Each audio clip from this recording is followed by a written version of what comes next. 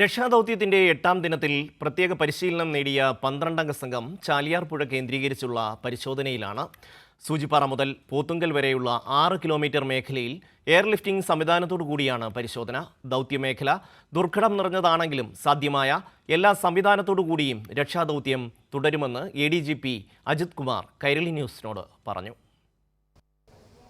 വയനാട് രക്ഷാദൗത്യത്തിൻ്റെയും അതുപോലെ തന്നെ ഈ കാണാതായവർക്കായുള്ള തിരച്ചിലിലും പ്രധാനപ്പെട്ട ഒരു സംവിധാനമാണ് നിലവിൽ ഈ ഹെലികോപ്റ്ററിൽ പ്രത്യേക ട്രെയിനിങ് ലഭിച്ചവർ നടത്തുന്ന രക്ഷാദൗത്യം. നമ്മോടൊപ്പം ADGP അജിത് കുമാർ സർ ചേരുന്നുണ്ട്. സർ, ഈ ഒരു രക്ഷാദൗത്യം ഏത് വിധത്തിലാണ് നടക്കുന്നത്? ഇപ്പോൾ നിങ്ങൾ കണ്ടല്ലോ, ഇപ്പോൾ നമ്മൾ 2 സോർട്ടീസായിട്ടാണ് പോയിരിക്കുന്നത്. ഒരു സോർട്ടി ആർമിയുടെ കമാൻഡോസ് ഓൾറെഡി പോയി അവിടെ ഡ്രോപ്ഡായി കഴിഞ്ഞു. രണ്ടാമത് കേരള പോലീസ് SOGക്കാർ പോയിട്ടുണ്ട്. ഇപ്പോൾ നമ്മൾ ചെയ്യുന്നത് അവിടെ ഏറ്റവും മാക്സിമം ലോവർ ലെവലിൽ പോയിട്ട് ബക്കറ്റ് വഴി ഡ്രോപ്പ് ചെയ്തിട്ട് ആ ഏരിയ സെർച്ച് ചെയ്യാനാണ് നടക്കുന്നത്. ഫസ്റ്റ് ടീമിനെ ഡ്രോപ്പ് ചെയ്ത് കഴിഞ്ഞു, വെതർ കുഴപ്പമില്ലാന്ന് പറഞ്ഞു. സെക്കൻഡ് ടീം ഡ്രോപ്പ് ചെയ്യും. ഡ്രോപ്പ് ചെയ്തതിന് ശേഷം അവർ ആ ഏരിയയിലും സെർച്ച് ചെയ്യും. ബോഡി കിട്ടുകയാണെങ്കിൽ റിക്കവറി കൊണ്ടുവരും. അതല്ല ക്ലൈമറ്റ് മോശമാവുകയാണ്, ചോപ്പറിനോട് എത്താൻ പറ്റില്ലെന്നുണ്ടെങ്കിൽ അവർക്കറിയാം, അവർ ബൈ ലാൻഡ് വഴി റോഡിലെത്താൻ നോക്കും.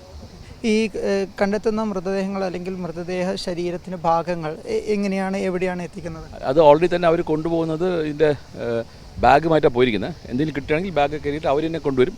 ഇവിടെ എത്തിയതിനു ശേഷം കൊണ്ടുപോകും. ട്രെയിൻഡ് ആയിട്ടുള്ള ആളുകളാണ് പോകുന്നത് അല്ലേ? 12-അംഗ സംഘം പോലീസ് സേനയിൽ നിന്നും ആർമിയിൽ നിന്നുമുള്ള പോയിരിക്കുന്നത്. ആർമിയിലെ കമാൻഡോസും പോലീസിലെ കമാൻഡോസുമാണ്. രണ്ട് കമാൻഡോസാണ് പോയിരിക്കുന്നത്. ഈ അവസാനഘട്ട തിരച്ചിൽ എന്നാണ് പറയുന്നത്. അപ്പം എങ്ങനെയാണ് ഈ ഒരു തിരച്ചിലിൻ്റെ ഒരു അവസാനഘട്ടം എന്നുള്ളതല്ല. ഇപ്പോൾ ഒരു റൗണ്ട് ലാൻഡും റിവർ സൈഡും നമ്മൾ നോക്കിക്കഴിഞ്ഞു. ഇപ്പോൾ നമ്മൾ ശ്രമിക്കുന്നത് നേരത്തെ ആക്സസ് ചെയ്യാൻ പറ്റാത്ത, ഫിസിക്കലി ബൈ റോഡ് ആക്സസ് ചെയ്യാൻ പറ്റാത്ത സ്ഥലങ്ങളിലേക്ക് എയർ ഡ്രോപ്പ് ചെയ്താണ് നോക്കുന്നത്. അപ്പോൾ ഇത് ഇന്നും നാളെയുമായിട്ട് ഇത് ചെയ്യാനുള്ള പരിപാടിയാണ്. ഇത് ചെയ്ത് കഴിഞ്ഞാൽ അതിനകത്ത് എന്തെങ്കിലും ഉണ്ടെങ്കിൽ ആ ചില പർട്ടിക്കുലർ ഏരിയാസ് ബോഡി കിട്ടാൻ ചാൻസ് ഇല്ല. കിട്ടിക്കഴിഞ്ഞാൽ നമുക്കറിയാൻ പറ്റും അത് പിന്നെ എന്ത് ചെയ്യണമെന്ന് അറിയാൻ പറ്റും. ഈ ചാലിയാറുടെ തീരങ്ങളിൽ നിന്നാണ് കൂടുതലായി മൃതദേഹങ്ങളൊക്കെയും ലഭിക്കുന്നത്. അപ്പം ഈ ജനവാസ മേഖലകളിലൊക്കെയും തന്നെ തിരച്ചിൽ പൂർണ്ണമായി കഴിഞ്ഞു. ഇത് പൂർണ്ണമാകുക എന്നുള്ള ഒരു സിസ്റ്റം ഇല്ല. ഓൾറെഡി തന്നെ കഴിഞ്ഞ 7 ദിവസമായിട്ട് ഈ ചാലിയാർപ്പുഴ എല്ലാ പോലീസ് സ്റ്റേഷൻ വൈസ് സെർച്ച് നടന്നുകൊണ്ടിരിക്കുകയാണ്. അത് തുടരും. അത് ഗവൺമെൻറ് ഒരു തീരുമാനം എടുക്കുന്നതിന് തുടരും. ഇത്തരത്തിൽ മനുഷ്യസാധ്യമായ എല്ലാ സാങ്കേതിക വിദ്യകളും സഹായങ്ങളും ഉപയോഗിച്ച് രക്ഷാദൗത്യം പൂർണ്ണമായും നടപ്പാക്കും എന്നാണ് ലഭിച്ചിട്ടുള്ളത്. നിലവിൽ അവിടെ എയർ ഡ്രോപ്പ് ചെയ്ത പോയ സംഘത്തെ എയർ ഡ്രോപ്പ് ചെയ്ത ആർമി കമാൻഡർ നമ്മോടൊപ്പം ചേരുന്നുണ്ട്. സർ, അവിടുത്തെ കാലാവസ്ഥ, climate, house climate was fine, comfortable for this kind of operation. Is there any problem to rescue?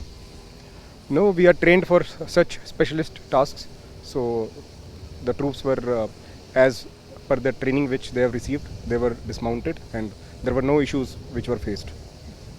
ഇത്തരത്തിൽ ട്രെയിൻഡ് ആയിട്ടുള്ള സംഘമാണ് നിലവിൽ പോയിരിക്കുന്നത്.